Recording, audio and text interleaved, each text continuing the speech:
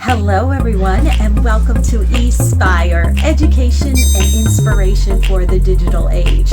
So today we're going to take a walk as a follow-up to our previous episode where we talked to Jeanette Norris about what's going on in the real estate market here in New York.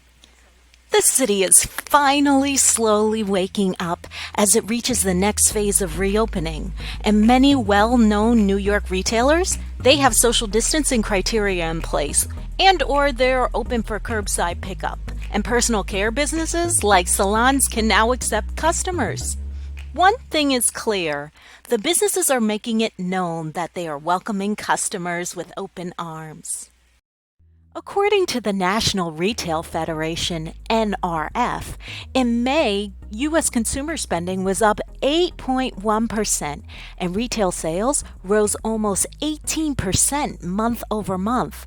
But all three categories remain far below last year's levels.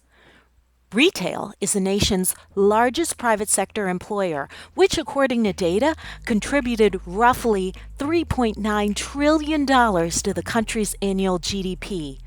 But since COVID-19 hit, the U.S. economy shrank at a 5% rate in the first quarter, the U.S. Commerce Department reported. On a positive note, the Congressional Budget Office is predicting a 21.5% growth rate in the upcoming July through September quarter, followed by a 10.4% gain in the fourth quarter. Still, with the unpredictability of the spread of coronavirus, it's still too early to see if these growth numbers will materialize and if pent-up demand will drive improvements. The services sector, which accounts for more than 2/3 of U.S. economic activity, rebounded sharply in June, almost returning to its pre-COVID-19 pandemic levels. And with recent restrictions lifted, roughly 27,000 eating and drinking establishments in New York City, at the time of this episode, have been authorized to serve food and drinks at outdoor tables only, with no indoor dining approved yet. This works for the summer, but what happens when the weather cools? In the meantime, some retailers and restaurants are simply being forced to close their doors for good. And Jeanette Norris, a real estate representative for Starbucks, she told us in an earlier episode that, frankly, lease renegotiations could be on the table.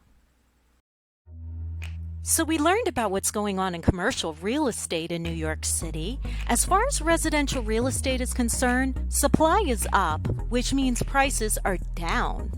Also, rental prices have reached unusual lows, and many landlords have been forced to offer concessions, which is offering apartment shoppers some of the best deals right now. So we want to hear from you. What are you experiencing in your current location? Do you aspire to buy property or rent in a new location?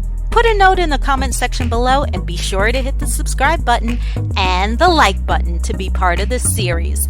And thank you for tuning in to E-spire, education and inspiration for the digital age. We'll see you next time.